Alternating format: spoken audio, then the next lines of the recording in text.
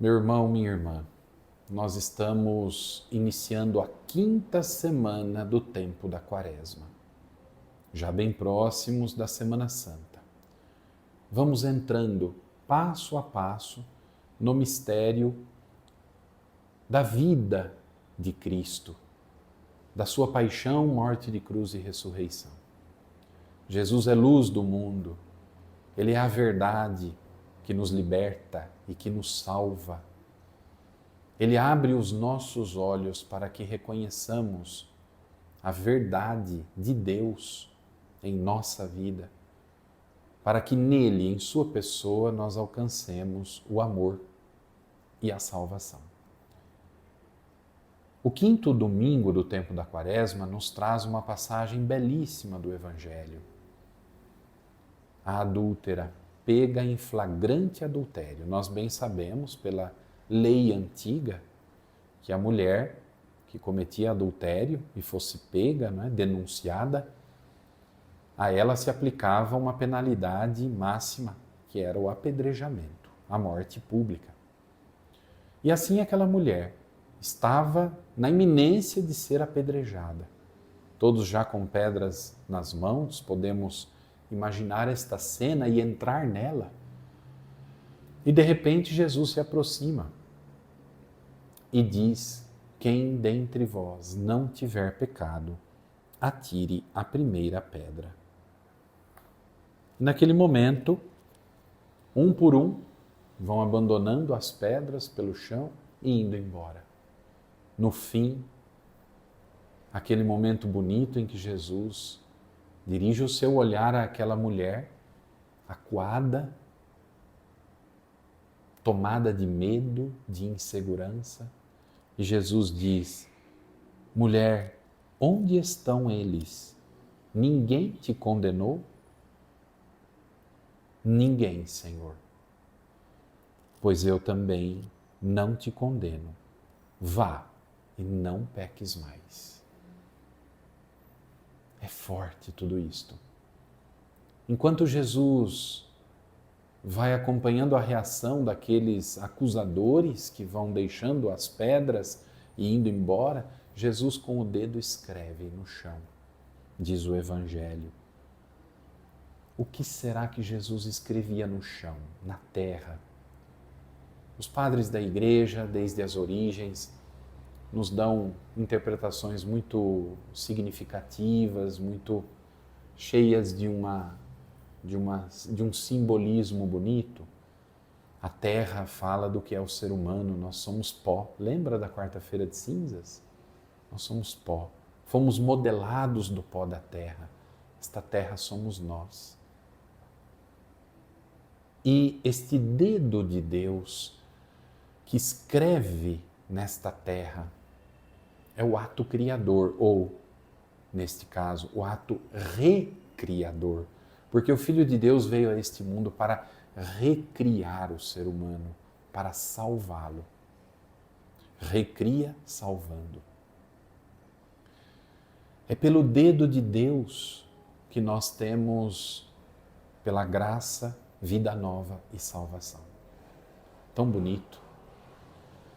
Mas olhemos, contemplemos aquela mulher pega em flagrante adultério. Sim, é um fato o seu pecado. Jesus não diz que ela não pecou. Jesus também reconheceu o pecado dela. O que Jesus fez em relação àqueles homens acusadores foi dar a ela a oportunidade de regenerar-se, dar a ela a graça para a sua regeneração. E ela aproveitou esta oportunidade. As últimas palavras de Jesus são muito claras. Ninguém te condenou? Não. Eu também não te condeno. O único ali que poderia atirar quantas pedras quisesse, porque Jesus não tem pecado. Filho de Deus feito homem, igual a nós em tudo, menos no pecado. Mas ele não o fez, porque ele não veio a este mundo para castigar o ser humano pecador, mas veio para dar-lhe oportunidade, porque Deus não quer a morte do pecador, mas que ele se converta e viva. Jesus não quer a morte daquela mulher. O pecado que gerou na vida dela a morte eterna é sanado, é perdoado. O pecado grave, o pecado mortal é superado pela cura da misericórdia e do perdão de Deus, mediante o arrependimento daquela mulher. Eu não te condeno, mas, atenta, vá e não peques mais. Meu irmão, minha irmã, às portas da Semana Santa é tempo de fazermos uma séria revisão da nossa vida, um sério exame de consciência, para abandonarmos o pecado, sobretudo o pecado mortal, para pedirmos no sacramento da confissão, da reconciliação, o perdão de Deus, que restabelece em nós o estado de graça, para que tenhamos a salvação no amor dele que é sem fim. Meditemos este Evangelho, contemplemos esta cena, coloquemo-nos como parte daquela cena. Talvez você possa, na sua oração, até se colocar no lugar daquela mulher. Quantas vezes na vida você também não é apedrejado ou não ameaçam apedrejar-te por alguma fraqueza, por alguma fragilidade? Coloque-se no lugar daquela mulher, experimente a ternura, o amor e o perdão de Deus manifestado a nós em Jesus Cristo. Ao longo desta semana, nós vamos praticamente a semana toda nos ater ao capítulo 8º do evangelista São João. Jesus é a luz do mundo que brilha nas trevas. Jesus é a verdade que liberta e que salva.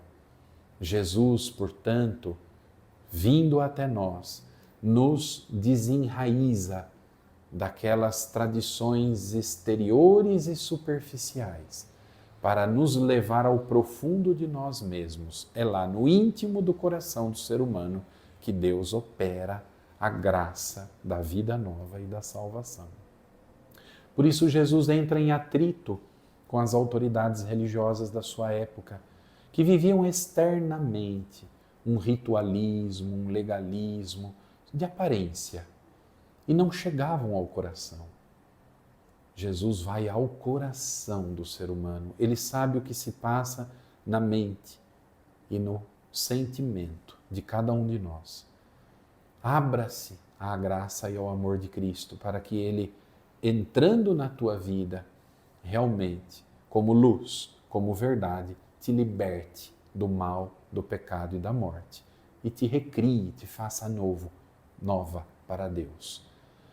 Vamos viver esta semana toda ela na oração e pedindo a graça, como nos sugere o nosso subsídio.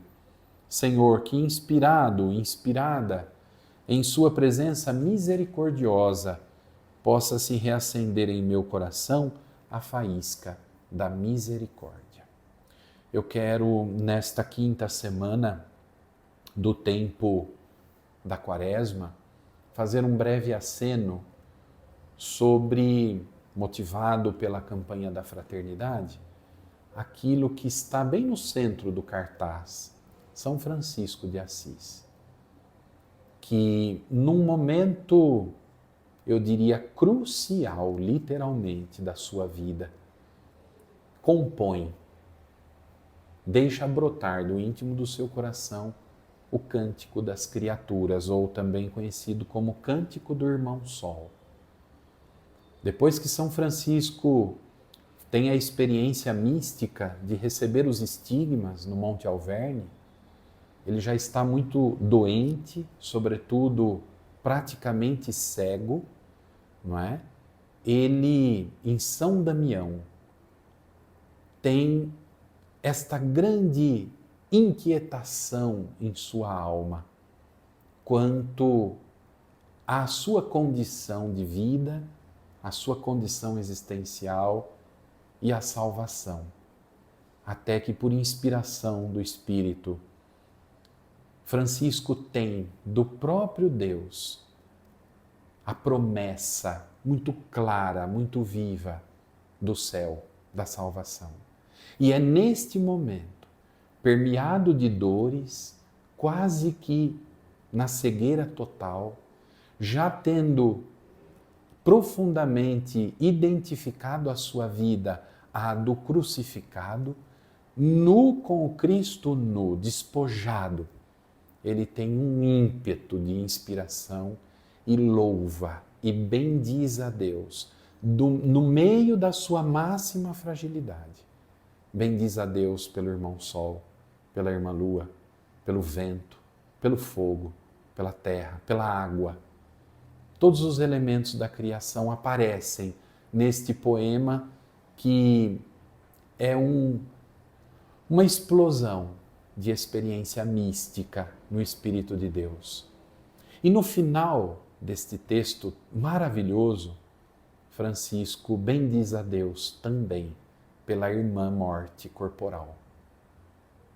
Ele superou toda a fragilidade, o medo, a insegurança e, se vendo uma parte de uma imensa criação, uma pequena parte de toda a vida que vem do Criador, ele é capaz de entregar-se inteiro no louvor de Deus a partir das criaturas e a partir da sua condição existencial de fragilidade.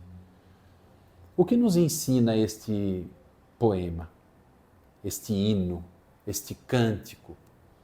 Nos ensina que na vida cristã nada nos derruba. A maior dor, a maior fraqueza, a maior fragilidade é para nós ocasião, oportunidade de graça para nós bendizermos a Deus. Em tudo dai graças. Foi o que fez São Francisco. Em tudo dar graças. Significa dar graças também no momento da dor, da aflição, não é? Então, meu irmão, minha irmã, quando a dor te abater, a enfermidade, a fragilidade moral, a fragilidade existencial te derrubar, olhe para a grandeza de Deus em toda a obra da criação. Você é parte de uma imensa vida. Você não está sozinho, não está abandonado. Francisco faz a experiência de não sentir-se abandonado. Olhe para o céu, olhe para as estrelas, olhe para o sol que brilha, olhe para a lua, olhe para a água, olhe para a terra, sinta o vento, alegre-se, porque a tua vida, ela não é um acaso. E toda a dor que você atravessa não é um fim em si mesmo. São etapas, não é? De um caminhar rumo a uma plenitude de vida que Deus promete e realiza em nosso favor. São Francisco, nesse sentido, nos ajuda nesses tempos de crise, de descaso com a vida, de degradação, de deterioração da natureza de Deus. Ele nos ensina a termos uma nova sensibilidade. Não é uma ecologia para defender a árvore só pela árvore, mas é, sim, defender a árvore, os animais, os elementos todos, porque em tudo há uma linguagem do Criador. E porque tudo isso nos fala de uma imensa vida. E esta imensa vida é a salvação que Deus nos dá. Possamos ter esta espiritualidade que nos conecta com Deus, com os irmãos e com todo o criado, numa explosão de alegria, de louvor e de esperança do céu. Deus fará novos céus e nova terra depois que passar a figura frágil, precária deste mundo. Que Deus nos abençoe. Seja esta praticamente última semana, não é? Quaresmal, que faça com que nós possamos dar passos bonitos, profundos, de encontro com Ele, de conversão, de vida nova. Eu te abençoo em nome do Pai, e do Filho e do Espírito Santo. Amém.